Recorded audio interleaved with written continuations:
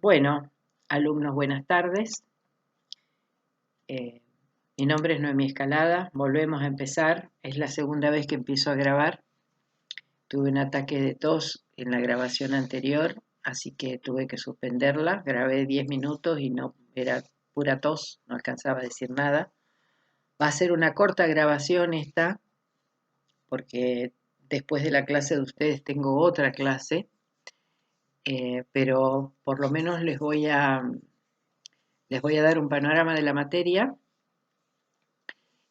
Particularmente como psicóloga social que soy, me gusta la relación con los alumnos y compartir, e ir trabajando con ustedes eh, las cosas que va diciendo la teoría y que nos van atravesando a todos. Cuando hablamos de psicología social, de mi psicología social, de mi formación es pichoniana. El gestor de la psicología social argentina es Enrico Pichón Rivier. Yo a ustedes les mandé material de lectura. Ahí ustedes van a poder leer algo de la vida de Pichón. Pichón nació en Ginebra, en Suiza. Vino a la Argentina de muy pequeño, perdió a su madre siendo pequeño, lo que sentó en él una base importante para que le sirvió en la vida para analizar. Él es era médico de formación, psiquiatra, y la psicología social es una ciencia que existe más allá de Argentina, sin ninguna duda. Hay montones de psicólogos sociales. En mi biblioteca debo tener al menos 4 libros de psicología social, de algún alemán, de algún francés. No es que es solamente Argentina. Simplemente Pichón Rivier le dio un viraje propio para nuestra cultura, muy particular para nuestra cultura,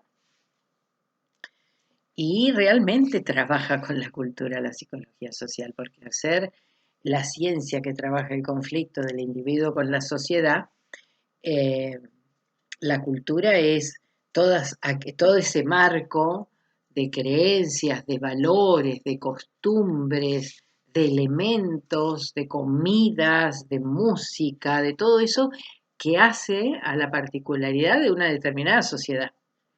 Nosotros somos argentinos, somos melancólicos, somos tangueros. El tango, que es un emblema en el mundo para reconocer a un argentino, es una música melancólica, una música que habla de las raigambres de esta sociedad. Esta sociedad, la del último siglo argentina, se formó con las inmigraciones de europeos que llegaron buscando escapar de las guerras y con una mano atrás y otra adelante, y que dejaron en sus países de origen todos sus afectos y todos sus bienes. Y eso hizo que la idiosincrasia del argentino fuese melancólica, puesta en el profundo desarraigo, que significa dejar todo e irte, dejar afectos, dejar bienes, dejar seres queridos que no vas a volver a ver nunca más, porque además piensen que mis abuelos al menos, y los abuelos de muchos de sus padres, y aún sus propios padres, eh, llegaron a una época en que no había la posibilidad de comunicarnos hoy fácilmente a través de redes. Llegaron en la época en que a gatas se escribían cartas, y muchos de ellos por ahí hasta eran analfabetos, y las cartas demoraban 3 o 4 meses en ir y venir porque iban en los barcos, que tenían que cruzar el Atlántico. Entonces todo eso hace en nosotros una psicología social muy particular, puesta en los bagajes de nuestra cultura. Y hoy Argentina es un país que recibe inmigraciones de países limítrofes que van poniendo otra impronta.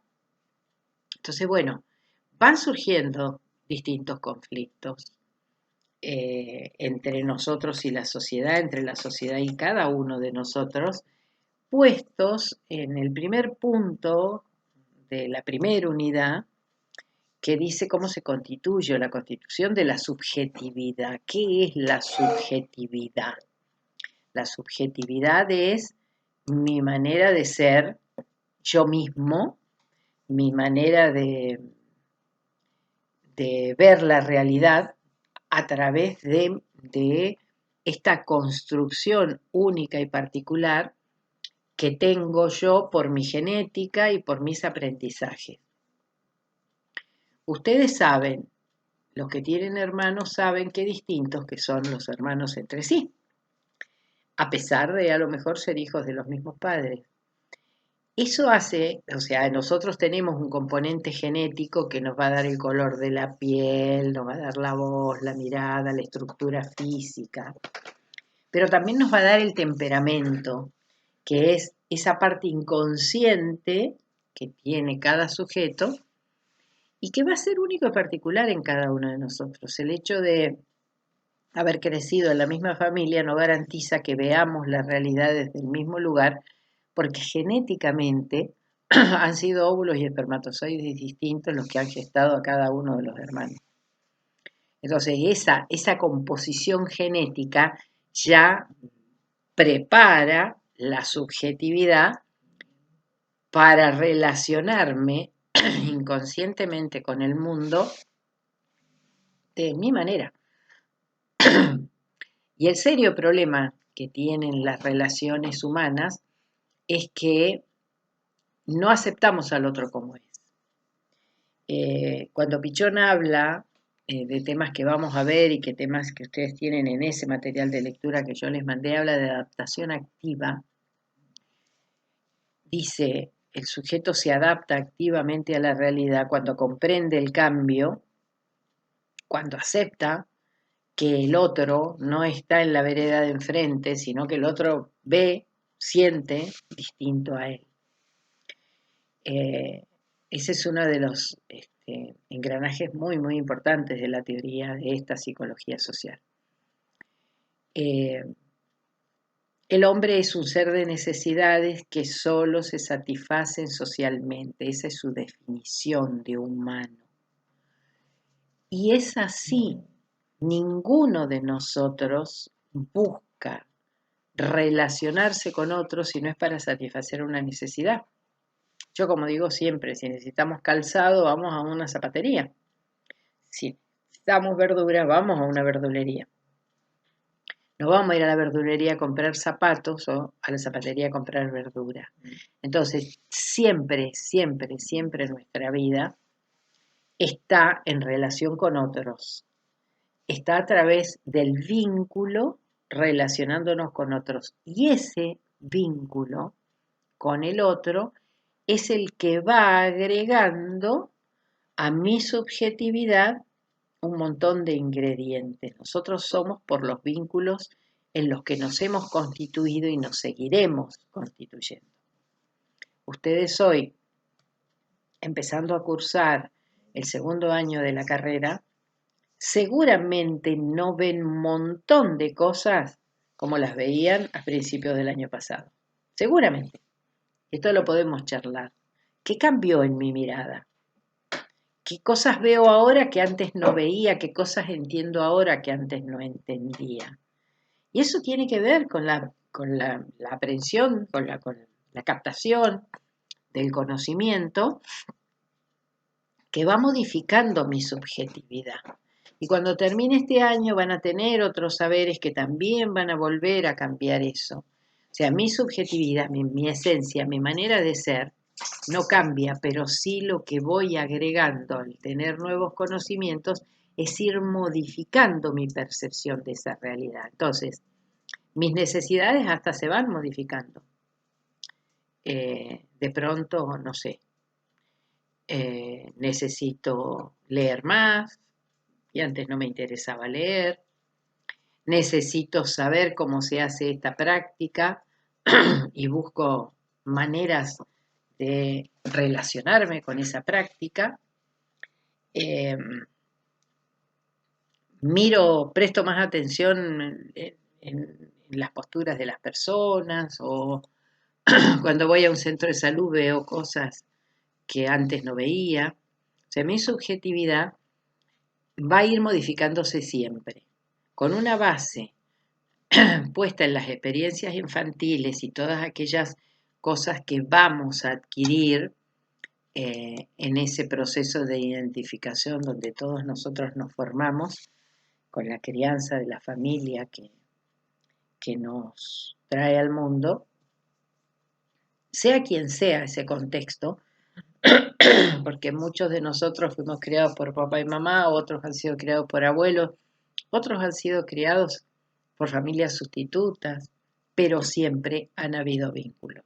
Buenos o malos, esa no es la discusión. Siempre, después lo analizaremos en términos pichonianos, en esa adaptación activa o en esa adaptación pasiva, siempre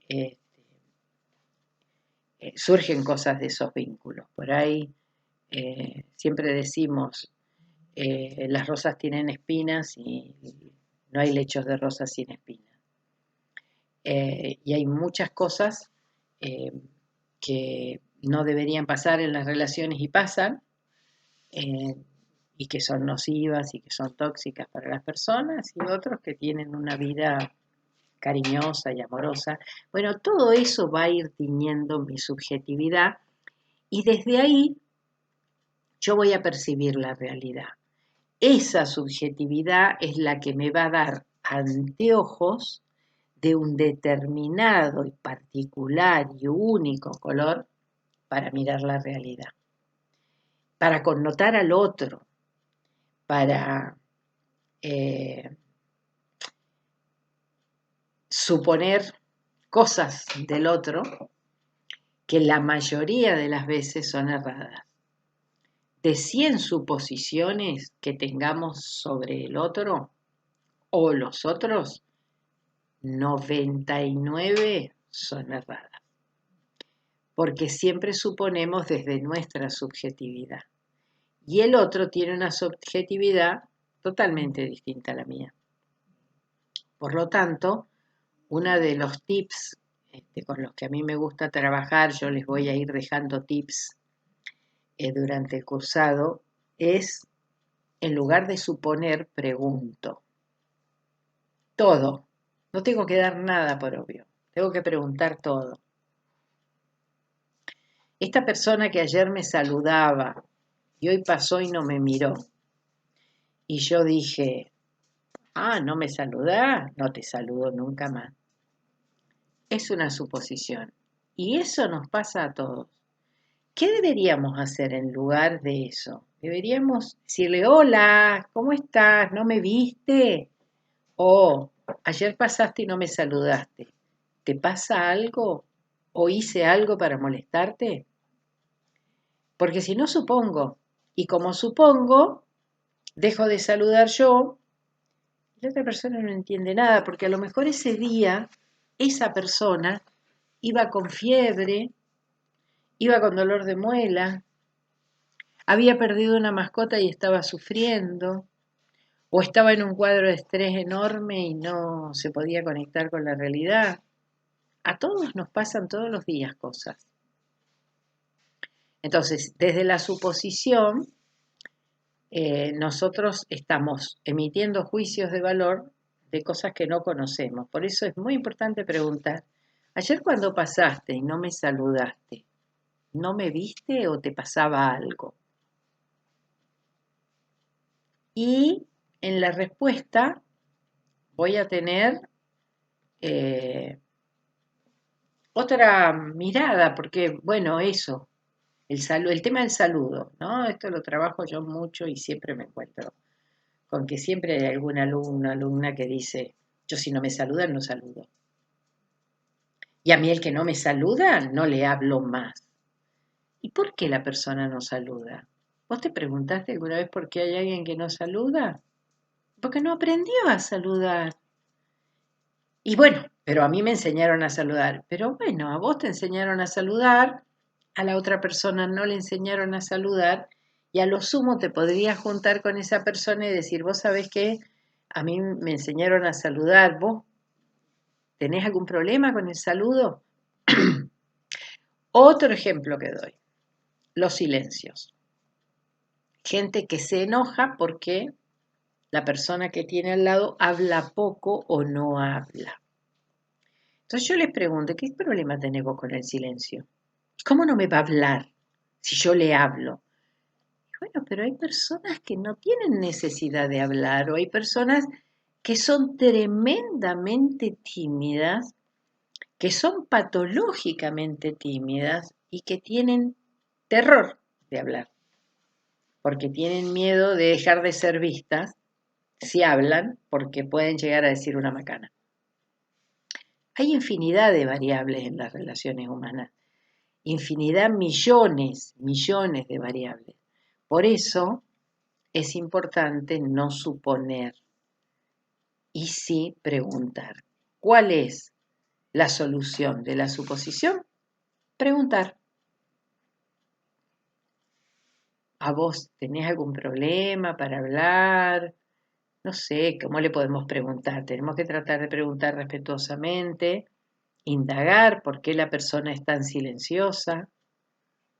Capaz que creció en el campo, capaz que creció en el medio de la nada, y las personas que viven en zonas muy solitarias son personas muy calladas, porque no tienen con quién hablar, y son monosilábicos, te dicen que sí, no, van a encontrar muchos usuarios de eso. Ustedes como enfermeros se van a encontrar con muchos usuarios con esas características. Un usuario monosilábico o un usuario tremendamente tímido que no puede ni siquiera expresar lo que está sintiendo. Y no por eso eh, tenemos que dejar de atenderlo, sino tenemos que, bueno, buscar la manera de llegar para saber qué es lo que realmente está sintiendo y poder intervenir y acompañarlo, ¿no? En este rol que tiene la enfermería de cuidar, prevenir, promover. Eh, bueno, por lo tanto, es el vínculo la fuente de toda relación y de todo aprendizaje. No aprendemos si no es a través del vínculo. Al principio de la vida, cuando somos totalmente indefensos, nuestro primer contacto con el mundo es la relación con nuestra mamá. Y esa relación va a determinar muchísimas cosas. Si mi mamá me da de comer cuando lloro porque tengo hambre y me cambia cuando estoy sucio y lloro porque estoy sucio, o si interpreta mal mis mensajes y me da de comer cuando estoy sucio y me cambia cuando tengo hambre, qué sé yo, no sé. Pero el vínculo siempre también lo motiva una necesidad. O sea, para el vínculo hay una situación, vuelvo a comprar zapatos, que va a llevar a que yo tenga una determinada conducta, una determinada manifestación, un determinado movimiento, un determinado desplazamiento hacia una zapatería y la interacción con el vendedor o la vendedora de la zapatería para comprar el calzado si en la zapatería lo tienen el calzado que yo estoy buscando. Entonces, una de las cosas en la que yo voy a poner foco en esta cátedra y que son de los temas que me encantan trabajar, son los de la comunicación humana. ¿Es fácil la comunicación humana? ¿Las personas se entienden hablando? ¿Hablando se entiende la gente? ¿Qué creen ustedes de todo eso? ¿Creen que nos entendemos hablando? ¿Creen que la palabra es el único vehículo para la comunicación con el otro? ¿O que hay algunos otros aspectos de la comunicación que comunican más que la palabra? La teoría de la comunicación humana es bastante nueva en la historia de la humanidad. Es un libro que se escribió en la década de los 70 del siglo pasado. 30 años hasta el 2000 más 22, un libro que tiene 50 años. Es la primera vez que un grupo de psicólogos se pone a escribir sobre la comunicación humana. Hasta ese momento no había nada escrito sobre comunicación humana. Y ellos manifiestan 3 áreas que los que hemos ido a la escuela, ustedes están en terciaria, por lo tanto han ido a la primaria y a la secundaria, hemos estudiado gramática, hemos estudiado lengua y sabemos que la lengua hablada o escrita tiene una parte sintáctica, o sea, si nosotros escribimos un renglón sin comas y sin puntos, o hablamos sin respirar, ese mensaje que el otro va a recibir no tiene el mismo sentido que si le vamos poniendo puntos y comas, que son los que nos permiten parar, tomar aire y seguir. Tiene un área semántica que es la de el sentido que tiene esa palabra, ese término, esa frase. Acá hay muchísimas experiencias hechas con respecto a la parte semántica de la comunicación y tiene en los libros, en los escritos, en los textos hay muchos ejemplos y tiene mucho que ver con la cultura. Yo les hablaba al principio de la cultura. No todas las culturas llaman a la misma cosa de la misma manera. Y hay una anécdota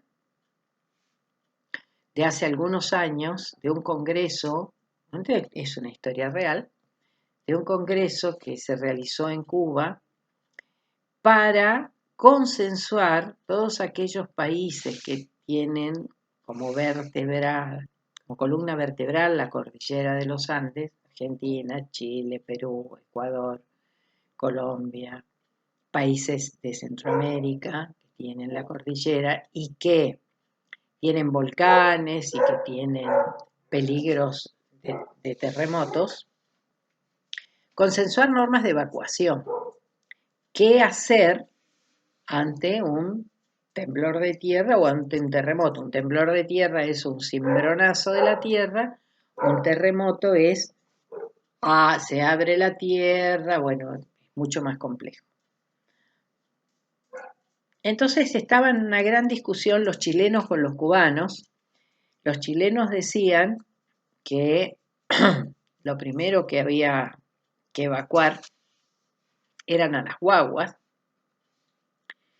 y los cubanos se agarraban la cabeza. Pues decían, están locos estos chilenos.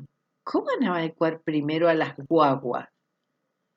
Y ahí había una barrera semántica, porque en Chile las guaguas son los niños y en Cuba las guaguas son los colectivos. Entonces de esto está plagada la comunicación humana. De esto, de estar hablando de lo mismo y llamarlo de manera diferente. Y creer que no nos estamos entendiendo, y sería más fácil decir, perdón, ¿y vos cómo le llamás a esta comida? ¿O vos cómo le llamás a esta bolígrafo, lapicera, Bic? ¿No? Tendemos a llamar a las cosas que usamos por su nombre comercial. Y entonces por ahí le decís, bueno, ¿me alcanzás un lápiz? Entonces, bueno, busco un lápiz. Pero resulta que esa persona le llama lápiz a la lapicera, le llama lápiz, no, pero necesito firmar, necesito que tenga tinta. Ah, eso no se llama acá lápiz, eso acá se llama bolígrafo, ¿sí? ¿Qué sé yo? Estoy diciendo por ahí una pavada, pero son de las cosas que nos pasan.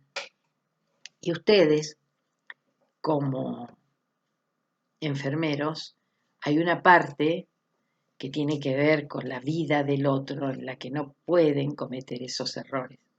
Hace unos meses, pocos meses, estamos en el mes de marzo, esto debe haber sucedido octubre, noviembre del año pasado, yo estaba dictando deontología a un grupo de tercer año de enfermería y un día domingo salió en el diario Río Negro una noticia de una condena a un enfermero que había inyectado a una amiga que había llegado del hospital de Comayo, esto lo pueden buscar en el diario Río Negro, ese enfermero fue condenado, se le sacó su título, y creo que fue condenado a 3 años de cárcel porque él atendía en el hospital de Comayo, y una colega de él llegó con mucho dolor de muelas, con con intenso dolor. Entonces el médico del hospital estaba en guardia pasiva, él lo llama por teléfono, el médico le dice inyectale tal cosa. Y él no se pone los anteojos, y esto lo declara él dice, estas son sus declaraciones, él sin ponerse los anteojos, de los frascos que habían 2 muy parecidos, saca uno de ellos y la inyecta. La mujer a las 2 horas murió, porque él se equivocó de medicación. Entonces, hay profesiones donde es mucho más grave que otras eh, este tema de suponer y este tema de no asegurarme que esto es exactamente lo que tengo que colocar. Ustedes van a tener una materia que se llama biotecnología, que yo no sé bien en qué consiste, pero he estado escuchando estos últimos días que se han corregido algunos exámenes y por eso he escuchado algunas cosas eh, que realmente es muy importante que ustedes conozcan el dosaje. Cuando se le indica la receta, ustedes van a inyectar, ustedes van a aplicar la medicación, pero que ustedes estén al tanto que hay un dosaje que no es el mismo para un adulto que para un niño. Sé yo, no sé, daban un ejemplo.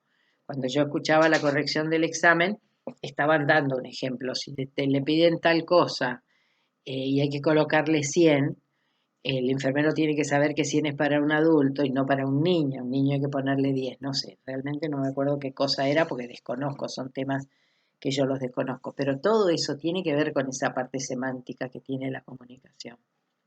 Yo tengo que preguntar, cuando ustedes estén estudiando lo que no entiendan, pregunten y vuelvan a preguntar hasta que lo entiendan.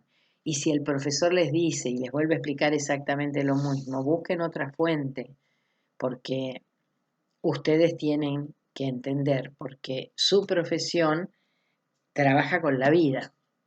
Por ejemplo, en mi caso, yo en tareas terapéuticas, y puedo mandarme una macana, puedo decirle a una persona eh, o acompañarle a una persona en algo y, bueno, no sostenerla. Bueno, sí, es grave, la persona por ahí se pone a llorar, se desespera, pero es, no le juega la vida en eso, pero si ustedes aplican mal un medicamento o hacen mal una maniobra, pueden estar afectando el cuerpo del otro. Entonces, hay profesiones que son más delicadas que otras.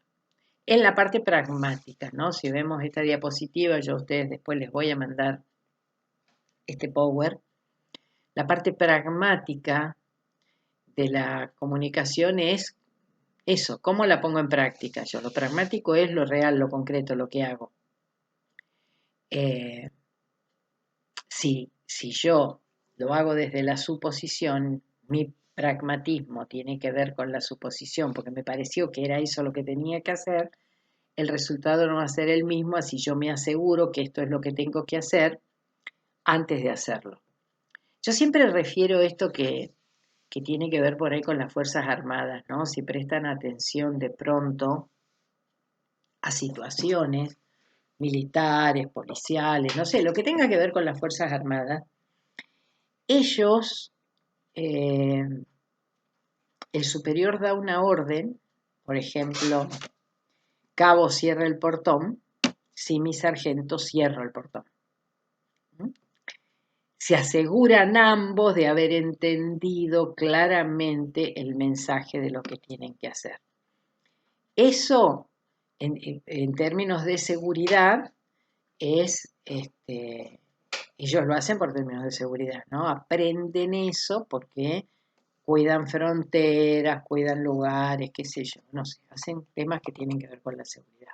Y a mí eso me parece una técnica importante. Cuando a mí me den una instrucción, repreguntar. doctor me dijo que tengo que poner tanto, esto es lo que tengo que aplicar. Y si el doctor cree que ustedes son tontos, que crea. Es mejor preguntar antes de cometer un error. Ustedes van a tener, el programa tiene 4 unidades. En cada unidad ustedes van a tener que hacer un trabajo práctico. Sobre la primera unidad y avanzando en la segunda clase más o menos, yo ya les voy a empezar a pedir, una de las diapositivas acá dice, investigue sobre subjetividad humana.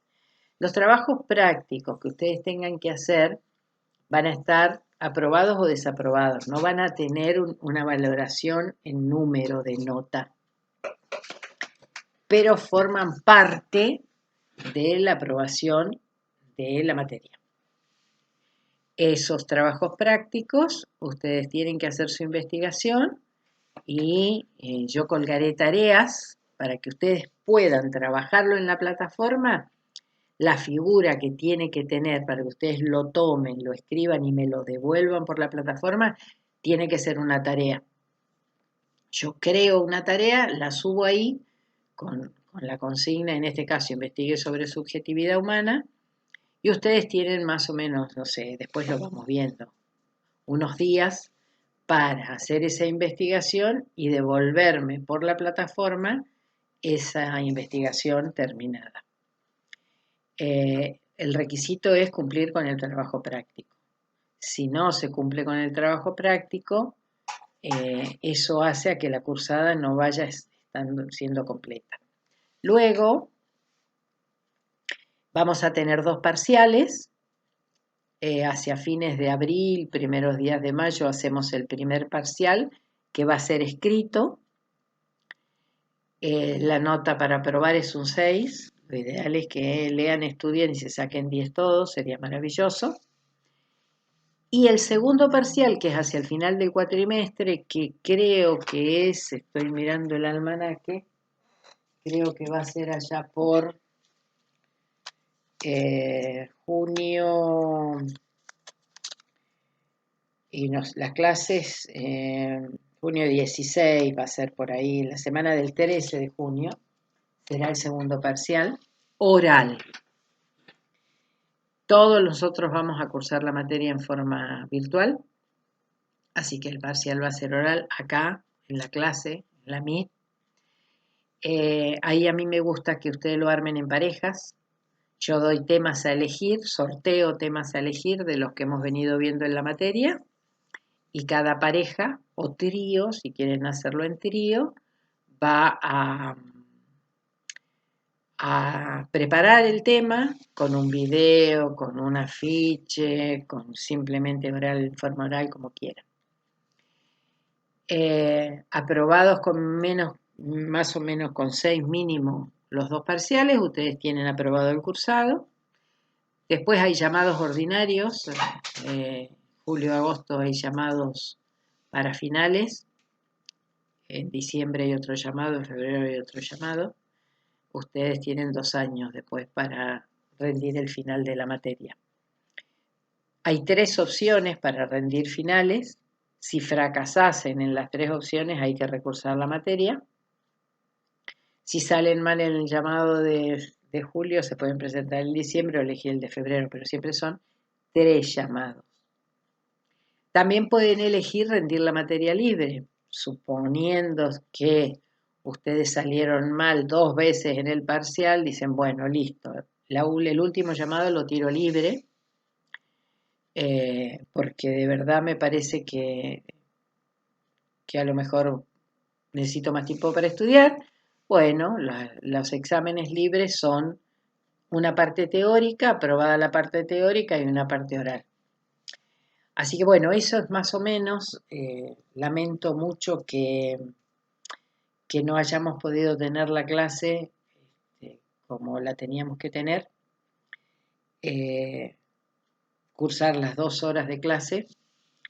Estamos en las 8 menos cuarto, yo tengo siempre el reloj ahí atrás. Yo tengo que tomar otra clase en un ratito, por eso necesito tomarme un recreo. Voy a armar un grupo de WhatsApp. Ya vi, yo puse en silencio el celular, pero yo mañana voy a armar el grupo de WhatsApp. Cuando esté viajando, en todo el trayecto del viaje, voy a armar el grupo de WhatsApp y por ahí vamos a mantener una comunicación más fluida y hasta a lo mejor podemos tener alguna clase por ahí si otra vez falla internet. En general, esto que pasó hoy en mi casa, donde estoy dando clases, no me pasa. Normalmente tengo muy buena intensidad de señal en internet. Pero bueno, hay alguna onda negativa hoy dando vueltas que no quiso que así fuera. Bueno, chicos y chicas, eh, siento mucho no haberlos conocido todavía, escuché sus vocecitas un poquito, sé los nombres de algunos. Ya en la próxima clase nos vamos a presentar. A mí me gusta que me cuenten por qué eligieron esta carrera. Es una hermosa carrera, es una carrera de amor, es una carrera de arte y ciencia, porque ustedes van a ejercer una tarea científica, pero que está llena de arte, porque la relación con el otro es de pronto sacar haces de la manga y bueno, en esta cátedra yo intento humildemente transmitirle alguna de esas cosas. Muchísimas gracias, que tengan buen fin de semana y nos encontramos el miércoles que viene para una clase normal.